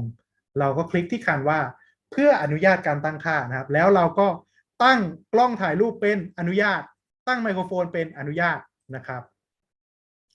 เมื่อตั้งค่าแล้วเราก็สามารถปิดหน้านี้เราก็จะสามารถอัดวิดีโอได้โดยวิดีโอที่เราอัดเราสามารถเลือกกล้องที่เราจะอัดได้นะครับผมใช้ Snap Camera แล้วก็เลือกไมโครโฟนได้นะครับส่วนคลิกตรงนี้ก็จะเป็นฟิลเตอร์ต่างๆนะครับเราคลิกบันทึกครับก็จะมีเวลาหน้าจอให้เราสวัสดีครับเมื่อเสร็จแล้วเราก็คลิกเสร็จแล้วครับเมื่อเราคลิกเสร็จแล้วนะครับเราก็คลิกบันทึกและออกครับนะครับคราวนี้วิดีโอของเราก็จะปรากฏหน้าการทำงานของเราเมื่อเสร็จแล้วเราก็คลิกซึ่งวิดีโอนี้เราสามารถลบได้ครับคลิกที่วิดีโอนะครับแล้วกด delete บนคีย์บอร์ดนะครับซึ่งวิดีโอจะไม่ได้หายไปไหนครับจะอยู่ในการอัปโหลดวิดีโอของเรานะครับถือว่าเป็นวิดีโอที่เราอัปโหลดต่อมานะครับส่วนของข้อความตรงนี้เนี่ยส่วนของข้อความเราสามารถคลิกเลือกข้อความเพื่อใช้ได้เลยนะครับซึ่งผมจะขอแนะนำในช่วงนี้เลยครับการทำปกวิดีโอในการทำวิดีโอส่วนแรกเราจะเริ่มกันแล้วนะครับในการทำวิดีโอส่วนแรกนะครับเราจะทำหน้าปกวิดีโอก่อนซึ่งการทำหน้าปกวิดีโอผมจะสร้างแบ็กกราวด์ให้มันครับผมจะคลิกนะครับเห็นขอบสีฟ้าผมคลิกที่แบ็กกราวด์ครับแล้วส่วนนี้เราก็สามารถเลือกสีของแบ็กกราวด์ได้นะครับคลิกสีพื้นหลังครับแล้วผมก็เลือกสีเขียวเพราะว่าวิดีโอที่ผมจะทำเนี่ยเป็นเรื่อง Excel นะครับและ Excel เป็นสีเขียวผมจะใช้สีโทนเดียวกันนะครับส่วนต่อมาผมจะคลิกเพิ่มหัวเรื่องครับในข้อความคลิกที่ข้อความคลิกเพิ่มหัวเรื่องแล้วผมก็จะสามารถขยายขนาดของฟอนต์ได้นะครับแล้วลากไปพอลากมาชนขอบสีชมพูแล้วขอบสีชมพูคือ Safety Zone นะครับเป็นขอบที่ Canvaแนะนำให้เราใส่อ็อบเจกต์ข้างในนี้นะครับเพราะว่าถ้าเราใส่เกินสีชมพูเนี่ยนะครับมันจะดูรกนะครับสำหรับ Canvaเราไม่ควรที่จะสร้างอ็อบเจกต์นอกเหนือจากส่วนนี้นะครับโอเค เป็นส่วนที่แนะนำนะครับในการสร้างวิดีโอที่ดีนะครับเพิ่มหัวเรื่องผมก็ดับเบิลคลิกครับให้มันแอคทีฟแล้วผมก็สามารถพิมพ์คำที่ผมต้องการสร้างดรอปดาวนะฮะผมก็สามารถยืดได้ให้มันอยู่บรรทัดเดียวกันโอเคนะครับและผมยังสามารถเปลี่ยนฟอนต์ได้นะครับผมก็ลากคลุมแล้วก็คลิกที่ฟอนต์ครับแล้วก็ปรับฟอนต์โอเคนะฮะตอนนี้เราก็ปรับฟอนต์เรียบร้อยสำหรับตัวหนังสือถ้าหากดูยังไม่มีมิติเราคลิกให้มันแอคทีฟนะครับก็จะมีกรอบแบบนี้เราคลิกที่เอฟเฟกต์นะครับแล้วเราก็เลือกเอฟเฟกต์ให้ตัวอักษรของเราได้ผมจะเลือกเอฟเฟกต์ทันทีทันใดแล้วกันนะครับนะโอเคแล้วผมไม่อยากพิมพ์ไม่อยากตั้งเอฟเฟกต์ใหม่ผมคลิกให้ Active แล้วกด Ctrl C บนคีย์บอร์ดครับแล้วก็กด Ctrl V เพื่อคัดลอกข้อความนะครับแล้วในบรรทัดนี้ผมก็จะพิมพ์ชื่อตนเองลงไปแบบฟรีก็ทำได้เหมือนกันนะครับแต่แบบ for education เนี่ยก็จะมี object อะไรมีพวกภาพพวกเสียงอะไรให้เยอะกว่านะครับรู้ส่วนอะไรครับแล้วผมก็ย่อลงโดยการกดหัวมุมนี้ครับโอเคนะการสร้างดอกดาวมารู้ส่วนอะไรโอเคตอนนี้ผมก็ได้ตัวอักษร2ตัวอักษรแล้วนะครับผมก็จะจัดให้มันอยู่ใกล้กันแล้วผมอยากรวม object 2 object นี้ให้เป็นก้อนเดียวกันผมก็คลิกลากครับแล้วผมก็คลิกรวมกลุ่มนะครับอันนี้เราคลิกลากทีเดียวมันก็สามารถขยับได้อย่างอิสระนะครับโอเคการสร้างดรอปดาวน์คราวนี้ผมอยากได้ภาพประกอบสวยๆนะครับภาพประกอบหรือสิ่งต่างๆนะครับสามารถไปได้ที่อัปโหลดอัปโหลดก็จะเป็นภาพต่างๆของเรานะครับผมตั้งใจไว้ว่าจะเอาหน้าผมเนี่ยมาใส่นะครับผมก็สามารถคลิกที่วิดีโอของผมได้นะครับโอเคสวัสดีครับเมื่อเสร็จแล้วเราก็คลิกเสร็จไปที่องค์ประกอบครับถ้าผมอยากได้ภาพคอมพิวเตอร์ที่น่าสนใจไปที่องค์ประกอบเสร็จแล้วนะครับมันจะมีตัวเลือกกรอบให้เราครับคลิกดูทั้งหมดนะครับจะมีกรอบให้เราเลือกหลายรูปแบบนะครับผมก็คลิกรูปโน้ตบุ๊กมาครับเพราะว่าผมจะสอนเกี่ยวกับคอมนะครับผมก็ลากโน้ตบุ๊กมาไว้ครับคลิกลากเลยนะครับเราก็จะสามารถขยับกรอบนี้ได้และผมสามารถนำวิดีโอหรือรูปภาพใส่ในโน้ตบุ๊กนี้ได้ครับผมก็ลากวิดีโอเข้าไปครับลากให้ตรงนะฮะมันก็จะสามารถใส่ได้นะครับปั๊บอันนี้นะครับแล้วผมก็สามารถเล่นวิดีโอในโน้ตบุ๊กได้นะครับอันนี้ก็เป็นการตกแต่งง่ายๆหรือว่านะครับถ้าจะทำให้ภาพดูเป็นทางการขึ้นนะครับเราคลิกที่องค์ประกอบเหมือนเดิมครับ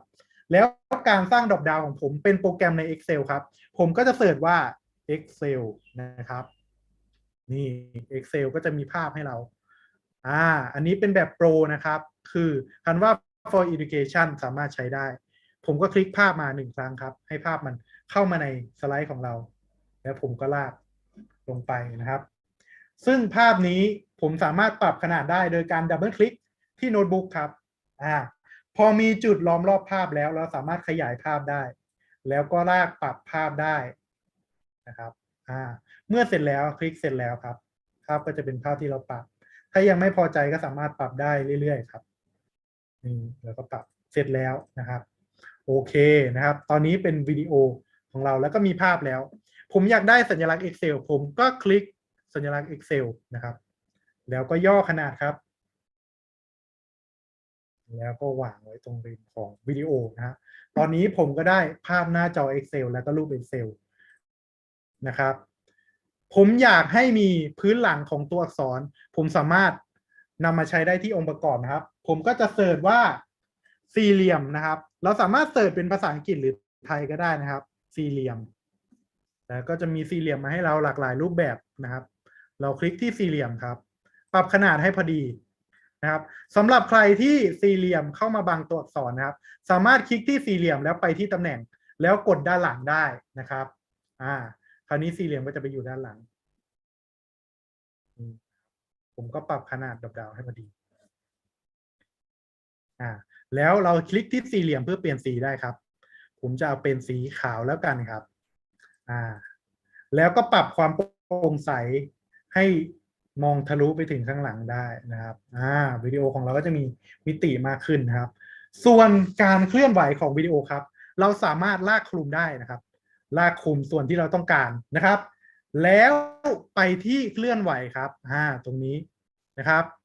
ไปที่เคลื่อนไหวแล้วเลือกเอฟเฟกต์ได้นะครับนี่เอฟเฟกต์การแพนนะครับวิดีโอของเราก็จะมีการเคลื่อนไหวและมีมิติมากขึ้นนะครับและเรายังสามารถนำวิดีโอมาทำเป็นแบ็กกราวด์ได้นะครับผมขอแนะนำการนำวิดีโอมาทำเป็นแบ็กกราวด์นะครับผมกดกากบาทเพื่อลบการเสิร์ชตรงนี้ก่อนนะครับแล้วผมก็เสิร์ชคำว่าแบ็กกราวด์ลงไปนะครับแบ็กกราวด์แบ็กกราวด์ลงไปแล้วผมไปคลิกที่วิดีโอนะครับก็จะเป็นการเสิร์ชแบ็กกราวด์ทั้งหมดที่เป็นวิดีโอนะครับถ้าเราคลิกทั้งหมดมันจะเสิร์ชหาทุกอย่างเลยไม่ว่าจะเป็นเสียงภาพถ่ายกราฟิกแต่เราต้องการวิดีโอเราคลิกที่วิดีโอครับแล้วผมก็เลือกวิดีโอมาสัก1 อันนะครับโดยการคลิกโอเคคลิกวิดีโอเสร็จแล้วนะฮะนี่นะครับเราจะเห็นว่าวิดีโอเนี่ยบางอ็อบเจกต์ของเรานะครับเราเลือกวิดีโออยู่เราก็คลิกที่ตำแหน่งครับแล้วก็ย้ายไปด้านหลังนะครับจนกว่าเอฟเฟกต์ต่างๆจะโผล่มาข้างหน้าหมดนะครับโอเคเพียงเท่านี้เราก็จะได้ปกวิดีโอสุดสวยแล้วนะครับมันยังเอ็นนิดหน่อยเราสามารถคลิกที่วิดีโอนะครับคลิกให้มันแอคทีฟดูวิดีโอง่ายๆถ้าวิดีโอแอคทีฟแล้วจะมีรูปสามเหลี่ยมนะครับเราก็ลากไปเราก็ลากปรับให้พอดีแล้วคลิกเสร็จแล้วนะครับนี้ก็จะเป็นการสร้างปกวิดีโอของเรานะครับซึ่งสไลด์นี้ในวิดีโออาจจะมีความยาวมากเกินไปส่วนนี้สำคัญนะครับให้เราคลิกที่วิดีโอนะครับจนมันแอคทีฟแล้วก็จะมีสัญลักษณ์สามเหลี่ยมที่เป็นเครื่องหมายเล่นแล้วคลิกที่กรรไกรครับส่วนนี้เราก็จะสามารถย่อขยายช่วงที่เราต้องการของวิดีโอได้สมมุติเราคลิกลากเครื่องหมายม่วงๆตรงนี้ครับส่วนขาวๆของวิดีโอนี้ก็คือส่วนที่ถูกตัดนะครับเราก็ลากได้ทั้งหน้าทั้งหลังและเมื่อตัดเสร็จแล้วเราคลิกเสร็จแล้วได้ครับหรือว่าเราจะจำกัดช่วงวิดีโอให้มันเป็น5 วิเราก็พิมพ์เลข5เข้าไปหน่วยตรงนี้จะเป็นวิเสมอนะครับเราก็กด enter ครับวิดีโอก็จะมีขนาด5 วิให้เรานะครับคลิกเสร็จแล้วอันนี้เราก็ทำปกวิดีโอกันเรียบร้อยแล้วนะครับส่วนต่อมานะครับเราก็คลิกเพิ่มสไลด์ครับคลิกเพิ่มหน้าเราก็จะได้สไลด์ใหม่ตรงส่วนนี้ผมจะนำเข้าเนื้อหาของวิดีโอของผมนะครับผมก็ไปที่อัปโหลดในส่วนนี้ผมมีวิดีโออยู่แล้วนะครับสำหรับอาจารย์ท่านใดที่ไม่มีวิดีโอนะครับสามารถลองตัดวิดีโอโดยการใช้วิดีโอจากองค์ประกอบได้นะครับสำหรับอาจารย์ท่านใดที่ยังไม่ได้อัปโหลดวิดีโอเข้ามานะครับส่วนอาจารย์ท่านใดที่มีวิดีโออยู่แล้วสามารถนำมาใช้ได้เลยนะครับผมก็คลิกที่วิดีโอของผมครับการสร้างดรอปดาวน์คือการสร้างข้อมูลแบบแท็บวิดีโอของผมเสร็จแล้วจะเห็นได้ว่าวิดีโอของผมเนี่ยค่อนข้างที่จะเสียงดังนะครับเราก็จะปรับเสียงวิดีโอก่อนคลิกที่วิดีโอให้แอคทีฟนะครับจะมีรูปสามเหลี่ยมตรงนี้แล้วคลิกที่รูปลำโพงครับ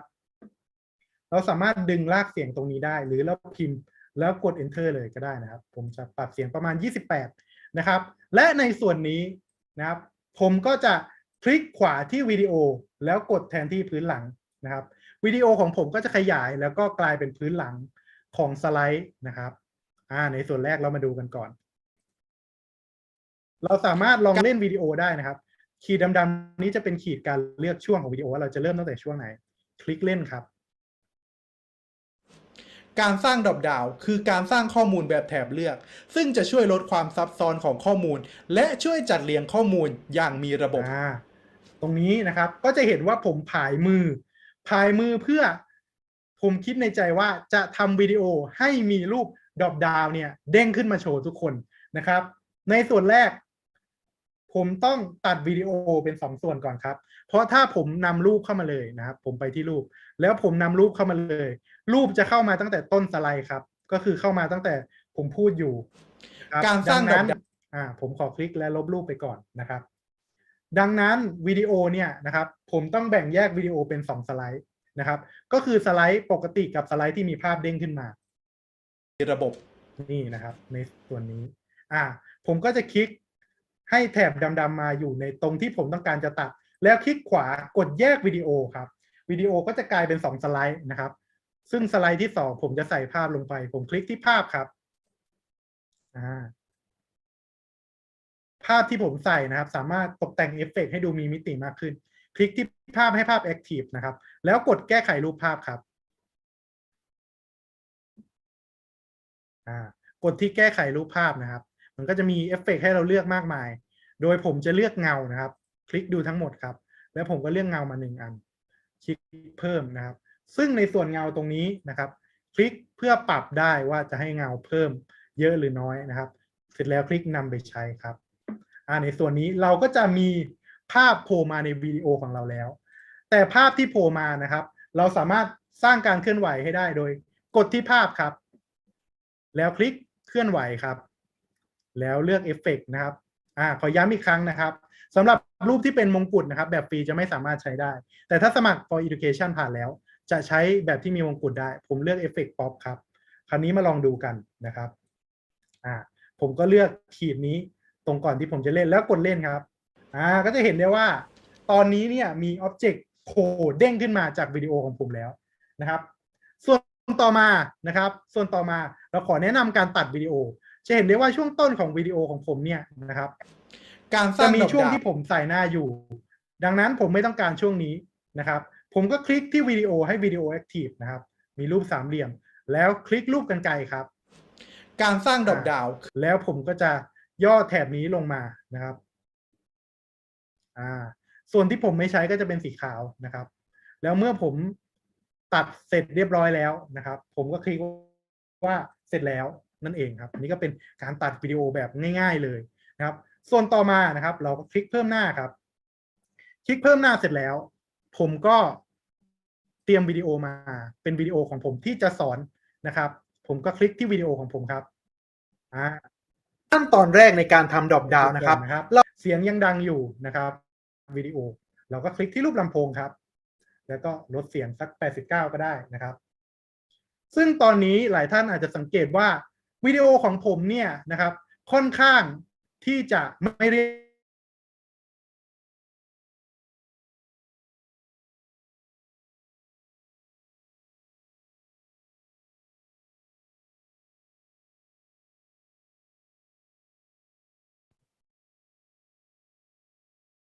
ค่ะตอนนี้วิทยากรอาจจะอินเทอร์เน็ตมีปัญหาสักเล็กน้อยนะคะ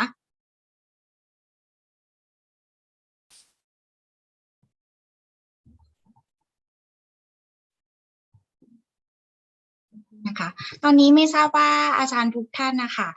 ได้สมัครเป็นCanva for Education กันหรือยังคะอันนี้หรือว่าทุกท่านได้ลองทำตามในโหมดของแบบฟรีกันคะยังไม่ได้สมัครครับไม่ได้สมัครใช่ไหมคะเข้าใจว่าน่าจะต้องใช้เวลาถ้าเกิดในการพิจารณาของเขาครับ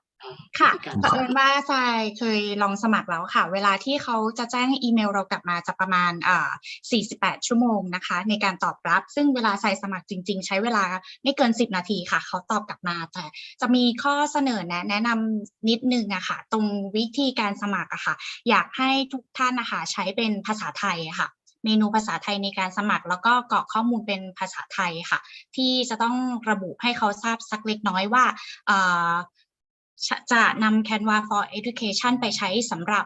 วิชาที่ตนเองเรียนเพื่ออะไรค่ะช่วงนี้อาจารย์มีคำถามหรือมีข้อมูลสงสัยส่วนไหนของ Canva ไหมคะหรือว่ายังงงส่วนไหนไหมคะเดี๋ยวตอนนี้ทรายจะเอามาตอบให้ก่อนและเดี๋ยวจะให้คุณออมดึงเข้ากับสู่ช่วงการตัดต่อวิดีโอต่อค่ะช่วงแรกก็เป็นการตัดต่อนะครับช่วง2ก็จะเป็นการใส่ซับนะครับค่ะถ้าตอนนี้ยังไม่มีประเด็นนะคะเชิญคุณออมต่อได้เลยค่ะ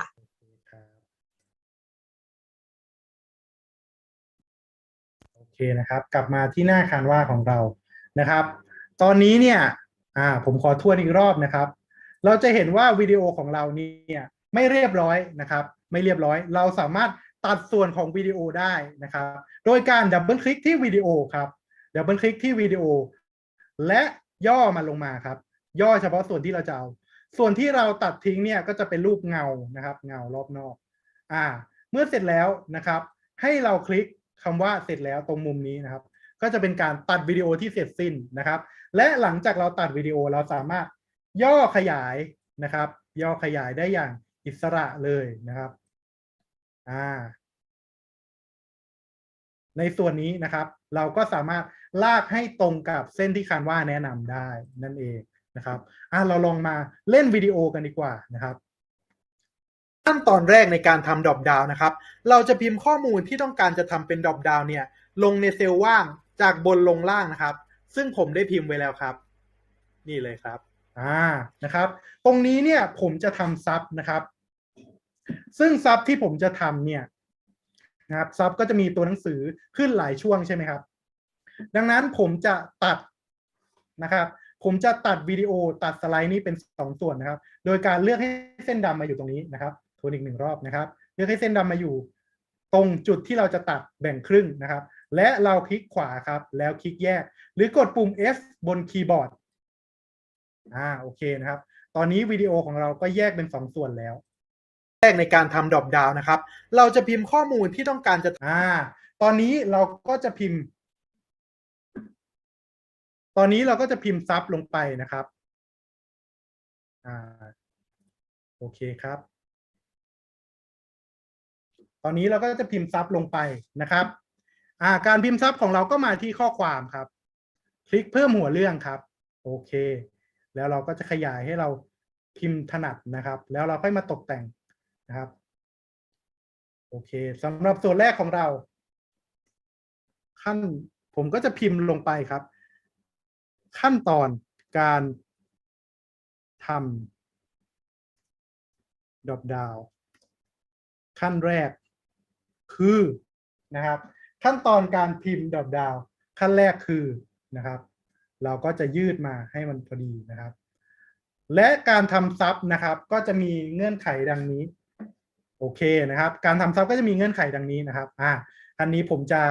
ไปช้านิดนึงนะครับเพราะขั้นนี้ค่อนข้างสำคัญสำหรับใครที่ไม่ทันดูในไลฟ์ย้อนหลังได้นะครับเราเลือกข้อความมาแล้วนะครับเราจะไปที่เอฟเฟกต์ครับไปที่เอฟเฟกต์นะครับแล้วคลิกพื้นหลังครับพื้นหลังเราจะเลือกพื้นหลังเป็นสีดำนะครับคลิกพื้นหลังเป็นสีดำโปร่งใส70นะครับกระจาย50ความกลมนะครับลดลงมา0โอเคนะครับคราวนี้เราก็จะได้พื้นหลังในการทำซับแล้วนะครับโอเคคลิกแต่ว่าตัวอักษรของเรานะครับต้องเป็นตัวอักษรสีขาวนะครับเราก็คลิกที่สีขาวนะครับและสำหรับอาจารย์ท่านไหนนะครับที่ใช้แบบฟรีอยู่นะครับเราก็จะไม่สามารถอัปโหลดฟอนต์ได้เราจะเลือกฟอนต์นะครับฟอนต์ไลท์นะครับเราเสิร์ชไปว่าฟอนต์ได้ครับฟอนต์ฟอนต์ไลท์นะครับแล้วก็ปรับขนาดของฟอนต์เนี่ยเป็นขนาด30ครับแล้วคลิก Enter อันนี้ก็จะเป็นซับที่ถูกต้องแล้วนะครับตำแหน่งของซับเนี่ยก็จะอยู่ชิดกับขอบนี่ชิดกับขอบนี้เลยนะครับชิดกับขอบ Safety Zone ที่เขาแนะนำนะครับโอเคอันนี้ก็จะเป็นซับที่ถูกต้องแล้วนะครับอันนี้ก็คือเราทำซับนี้สามารถใช้ในเว็บ Learn for Life ได้เลยนะครับส่วนต่อมาถ้าเราจะทำซับในขั้นตอนต่อไปนะครับเราไม่จำเป็นต้องนั่งตั้งค่าคำใหม่ทั้งหมดนะครับเราสามารถคลิกที่ฟอนต์แล้วกด Ctrl C นะครับแล้วคลิกไปที่สไลด์ถัดไปแล้วกด Ctrl V ครับตัวนี้ฟอนต์ก็จะ Copy มาทั้งรูปแบบต่างๆเราก็แค่เปลี่ยนคำในฟอนต์นะครับเราก็พิมพ์ไปได้เลยที่2คือจุดๆนะครับตอนนี้เราก็สามารถทำฟอนต์ได้นะครับในแบบที่สามารถลงเว็บ Learn for Life ได้เลยนะครับอันนี้เราสามารถใช้ฟอนต์ไลท์ได้นะครับขอทวนอีกครั้งนะครับฟอนต์ไลท์นะครับฟอนต์ไลท์ในคันว่านะครับแบบฟรีก็สามารถใช้ได้ขนาด30เอฟเฟกต์พื้นหลังความคม0กระจาย50โปร่งใส70สีดำนะครับอันนี้คือขั้นตอนการทำฟอนต์ที่ถูกต้องและสำหรับอาจารย์ท่านไหนที่ฟ for education ผ่านแล้วนะครับ หรือว่าใช้แบบโปรอยู่ เราสามารถอัปโหลดฟอนต์ได้นะครับอัปโหลดฟอนต์ได้โดยคลิกมาที่ข้อความครับคลิกที่แก้ไขนะครับแล้วก็จะมีให้เราอัปโหลดฟอนต์ตรงนี้นะครับคลิกอัปโหลดฟอนต์ครับแล้วเราก็ไปที่ฟอนต์ที่เราดาวน์โหลดมานะครับผมก็คลิกเลยแล้วก็คลิกใช่อัปโหลดเลยนะครับตอนนี้มันก็จะเป็นการอัปโหลดฟอนต์ให้โดยฟังก์ชันอัปโหลดฟอนต์จะใช้ได้เฉพาะ Canva for Education และ Canva แบบโปรนะครับอันนี้ผมก็ดาวน์โหลดฟอนต์มาแล้วมันก็ขึ้นชื่อนะครับฟอนต์ที่ผมดาวน์โหลดมาก็คือ IBM Plex Fan Thai แบบ Regular นะครับซึ่งเป็นฟอนต์ที่เป็นการตั้งค่าสำหรับซับที่ถูกต้องนะครับแต่ว่าแบบฟอนต์ไลน์เนี่ยสามารถใช้ได้เหมือนกันนะครับถ้าผมจะเปลี่ยนเป็นฟอนต์ที่ผมเพิ่งดาวน์โหลดมาผมก็คลุมฟอนต์ครับแล้วผมก็ลบสิ่งที่ผมค้นหาครับแล้วผมก็ไปที่ตะกี้มันชื่อฟอนต์ IBM ครับผมก็เสิร์ช IBM นะครับแล้วผมก็คลิกมาเลยอันนี้มันก็จะมีฟอนต์ขึ้นมาให้เราแล้วซึ่งเราจะใช้ขนาด30เหมือนกันนะครับโอเคเราก็สามารถคลิกเปลี่ยนฟอนต์ได้นะครับนี่นะครับอันนี้ก็เป็นขั้นตอนทำซับที่เรียบร้อยแล้วและส่วนขั้นตอนต่อมานะครับเราจะใส่เอฟเฟกต์การเปลี่ยนระหว่างหน้านะครับเราคลิกบวกตรงนี้ครับแล้วก็คลิกตรงเล็กๆตรงนี้นะครับเพิ่มช่วงการเปลี่ยนภาพคลิกเลยนะครับแล้วระหว่างเปลี่ยนสไลด์เนี่ยมันก็จะมีเอฟเฟกต์ให้เราเลือกได้ตอนนี้มีทั้งหมด5แบบนะครับเราสามารถใส่ได้แล้วเราก็เลือกทิศทางและระยะเวลาในการเปลี่ยนได้นะครับผมก็จะเลือกแบบละลายแล้วกันเวลาเอา 0.2 วิและเรายังสามารถใช้ระหว่างหน้าทั้งหมดนะครับเพื่อให้การเปลี่ยนแบบนี้ใช้ได้ทุกหน้าในวิดีโอของเราเราลองไปดูกันนะครับ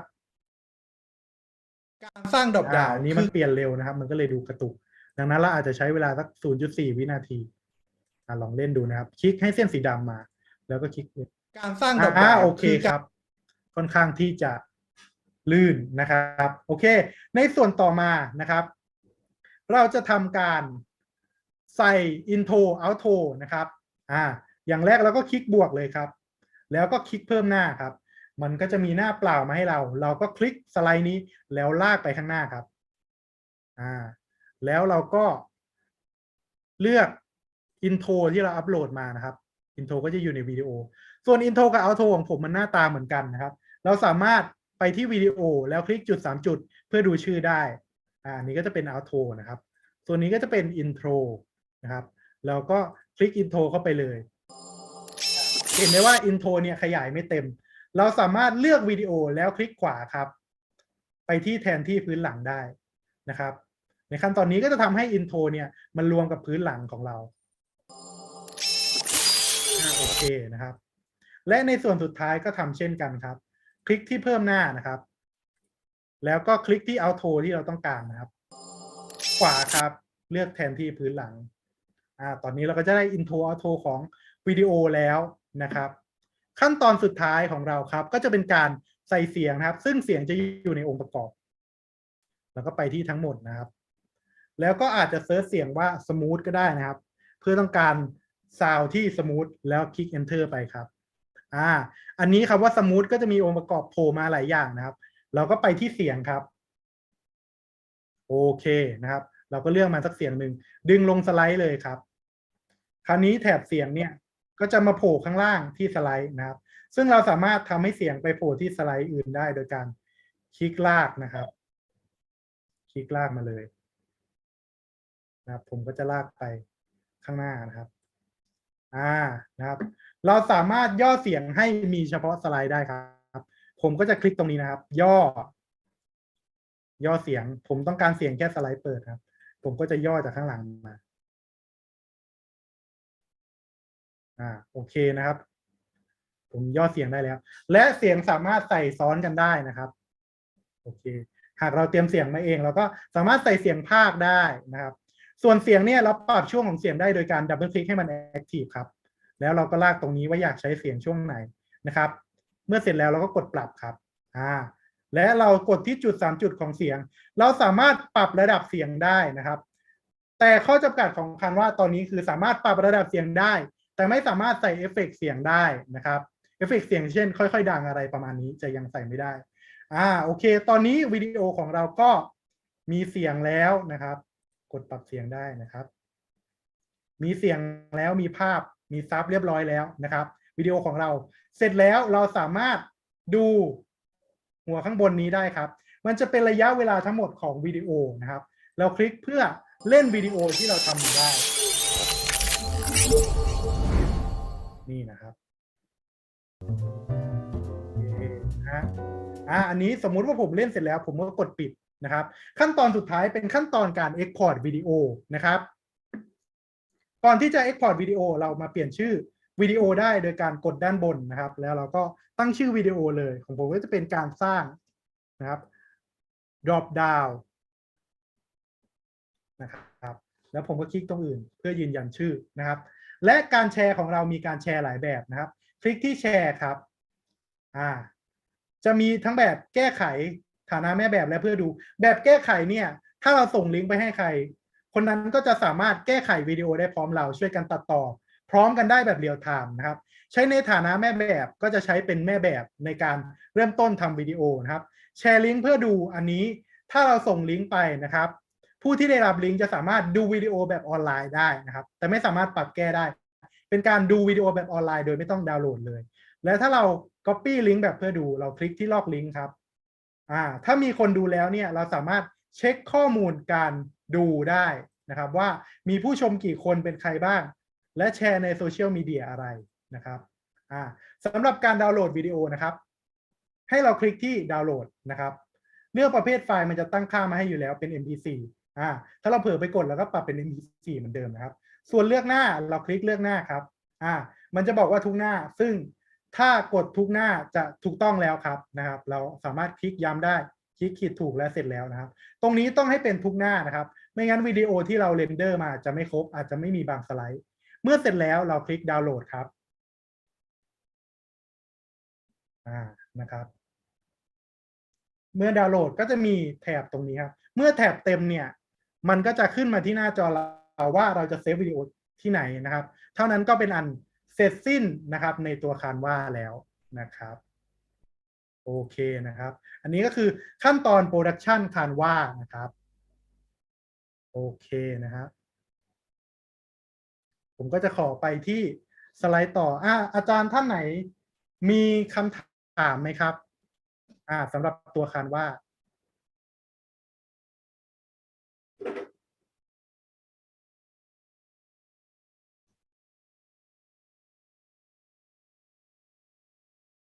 สามารถพิมพ์ลงในแชทได้เลยนะครับ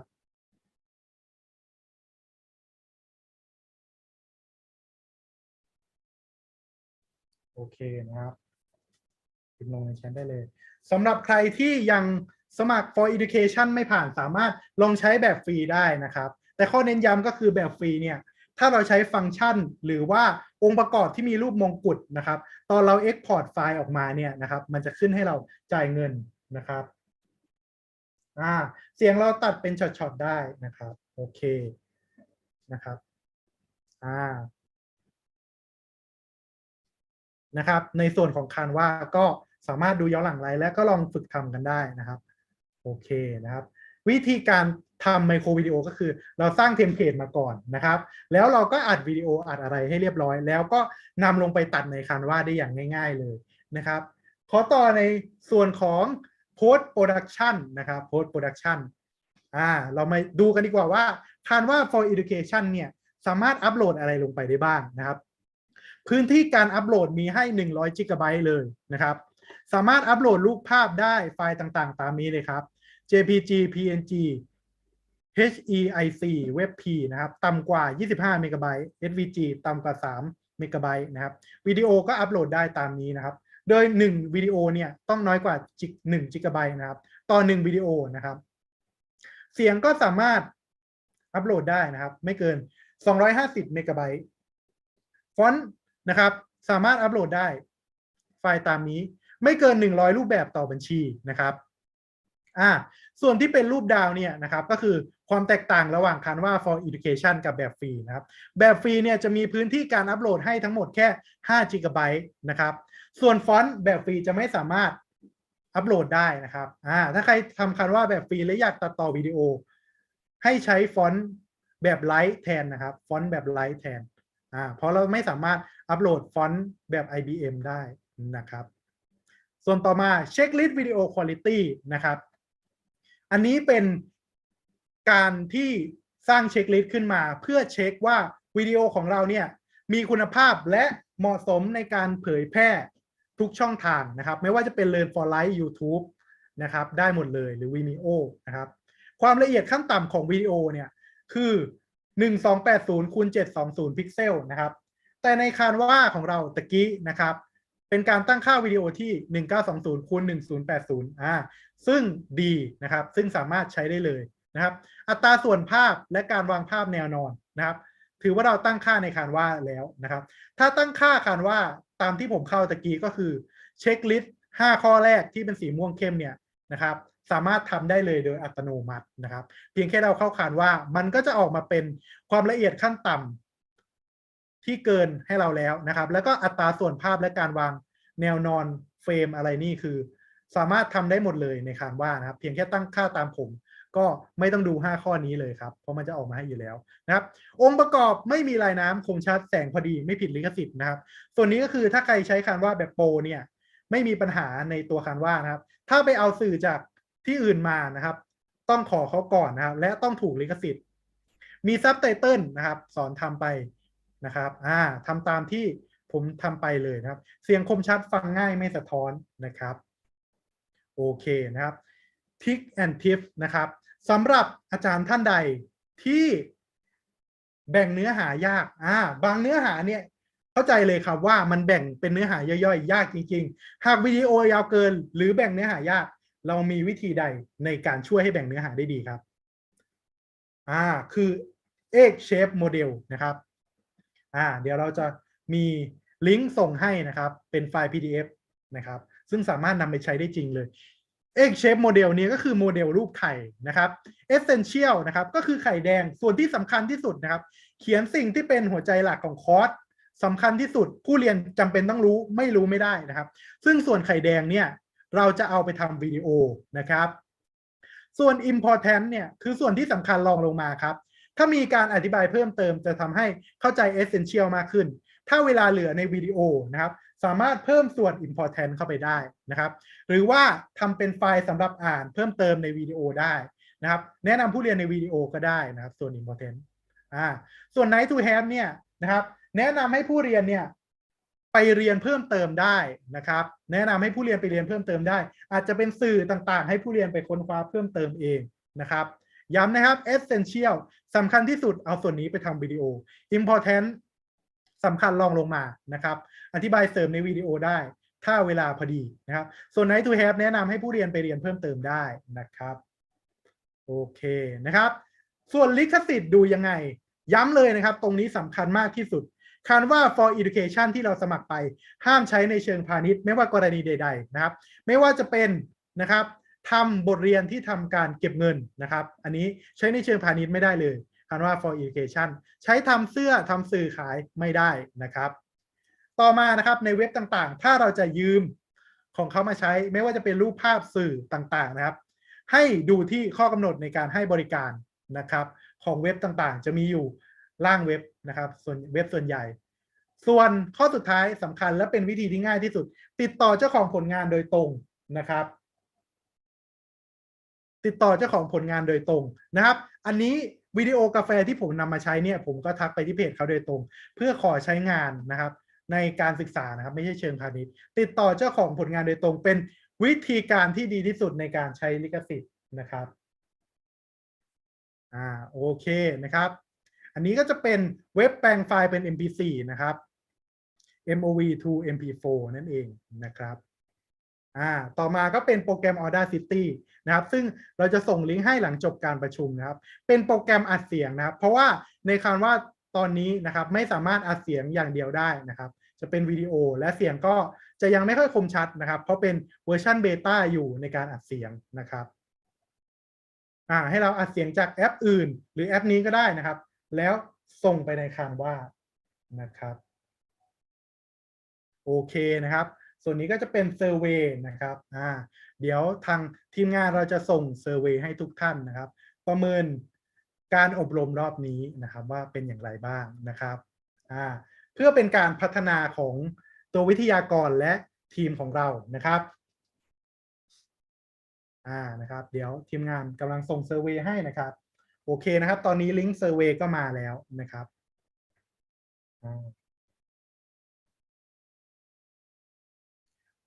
สำหรับท่านที่ทำเซอร์เวย์เสร็จแล้วนะครับมีปัญหาข้อสงสัยสามารถพิมพ์ลงในแชทได้เลยนะครับ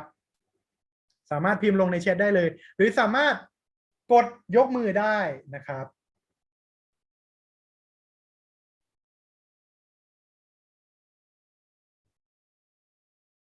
โอเคนะครับตอนนี้เดี๋ยวผมขอ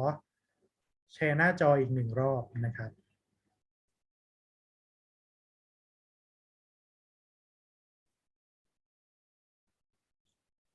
โอเคนะครับเดี๋ยวผมจะตอบคำถามได้นะครับมีอาจารย์ยกมือมาแล้วเดี๋ยวผมขอแชร์สไลด์ก่อนสักครู่นะครับโอเคครับทำได้เลยครับอาจารย์หลังจากที่เราดาวน์โหลดเป็น MP4 เรียบร้อยแล้วครับคราวนี้วิธีเผยแพร่ YouTube ผมไม่เคยสมัครนะครับไม่เคยสมัครมันเป็นวิธีทางหรือวิธีที่เหมาะสมหรือเปล่าครับหรือว่าใช่ครับหมายถึงไฟล์ใช่ไหมครับใช่คือสมมุติเราให้นักศึกษาเราก็ส่งเป็นลิงก์หรือว่าส่งเป็นคลิปไปเลยมันจะใหญ่นะ MP4 ถ้าทำในตัวCanvaเราสามารถแชร์ไฟล์ได้ครับแชร์ไฟล์เป็นลิงก์ไปเลยใช่ครับเป็นลิงก์แล้วดูออนไลน์ได้เลยนะครับไม่จำเป็นจะต้องไปอาศัย YouTube เลยใช่ครับสามารถแชร์ลิงก์จากCanvaได้เลยนะครับแล้วเราก็เช็คพวกสถิติการดูอะไรในCanvaได้เลยได้ครับได้เช็คได้ครับเช็คสามารถดูได้เลยครับว่ามีคนดูเท่าไหร่นะครับนะครับใครยังไม่ทำเซอร์เวย์โอเคครับก็คือเดี๋ยวผมอธิบายเพิ่มเติมนะครับก็คือเราสามารถแชร์ลิงก์ได้เลยโดยผู้เรียนเนี่ยสามารถดูออนไลน์โดยไม่ต้องดาวน์โหลดโปรแกรมใดๆทั้งสิ้นเลยครับถ้าแชร์จากCanva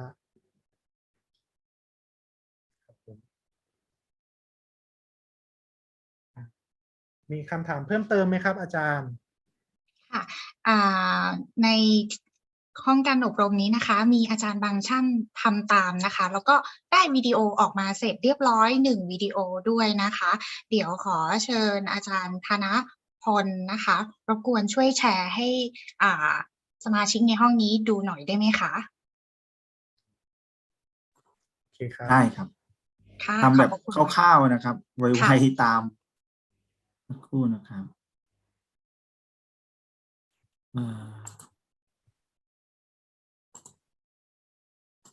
ทำเรื่องผักเนี่ยครับโอ้โหไฮโดรโปนิกแต่ว่ายังไม่ได้ใส่ว่าต้องพูดอะไรนะครับ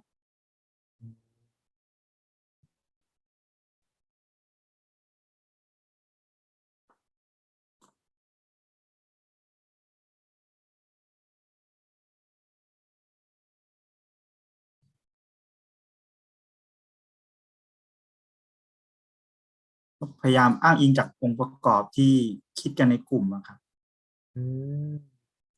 ใช้วิดีโอกับภาพเป็นตัวสื่อครับ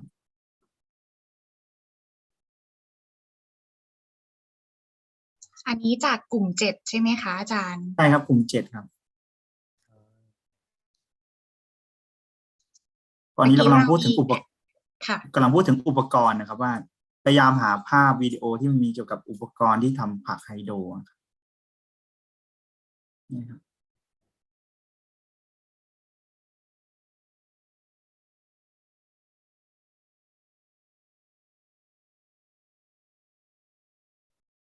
นี่ก็ลองทำตามไวๆทำตามวิทยากรจริงๆอาจจะต้องมีใส่ ชื่อหรือว่าหัวข้ออะไรเนี่ยครับนี่ก็เลยลองดูก็ประมาณนี้ครับผมครับ ค่ะขอบพระคุณอาจารย์มากเลยค่ะเห็นไหมคะว่าเพียงไม่กี่นาทีนะคะเราก็สามารถออกแบบวิดีโอหรือสร้างวิดีโอตรงนี้ได้นะคะเดี๋ยวจะขอทวนคำถามนะคะแต่ละประเด็นนะคะมีอาจารย์ถามมานะคะว่าเรื่องการตัดเสียงเนี่ยสามารถตัดเป็นช็อตได้หรือเปล่านะคะน้องออมค่ะเชิญค่ะเสียงสามารถตัดเป็นช็อตได้นะครับเดี๋ยวเราขอทวนวิธีอีกรอบดีไหมครับนะครับเดี๋ยวผมขอเปิดตัววิดีโอก่อนนะครับรอสักครู่นะครับเสียงสามารถตัดเป็นช็อตๆได้เลยนะครับเดี๋ยวผมกำลังแชร์หน้าจอนะครับเสียงถ้าตัดเป็นช็อตหมายความว่าแบบว่าเป็นช่วงของเสียงหรือว่าเป็นช็อตเป็นคำเป็นช้งๆอะค่ะแบบสมมติว่าตรงนี้เราจะแบบให้มันเบาแล้วก็ตรงนี้จะให้มันดังอะไรอย่างเงี้ยค่ะอย่างนั้นทำได้แต่ต้องทำทำของเรามาใส่อีกทีหนึ่งใช่ไหมคะใช่ครับเดี๋ยวผมขอแชร์หน้าจอแป๊บนึงนะครับ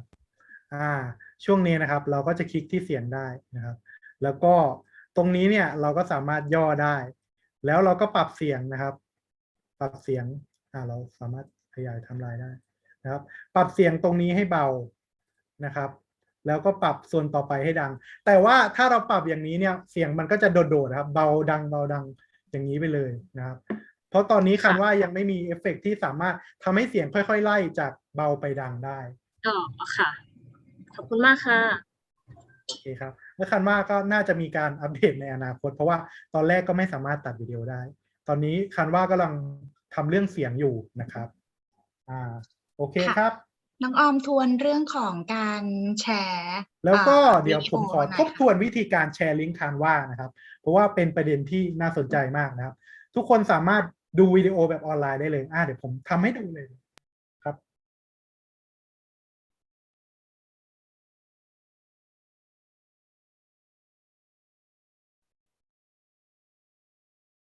การแชร์วิดีโอใช่ไหมครับ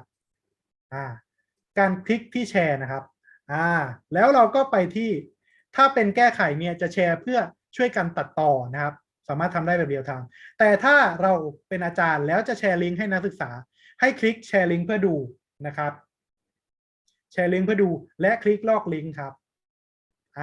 เมื่อเราคัดลอกลิงก์แล้วเดี๋ยวผมขอพาไปดู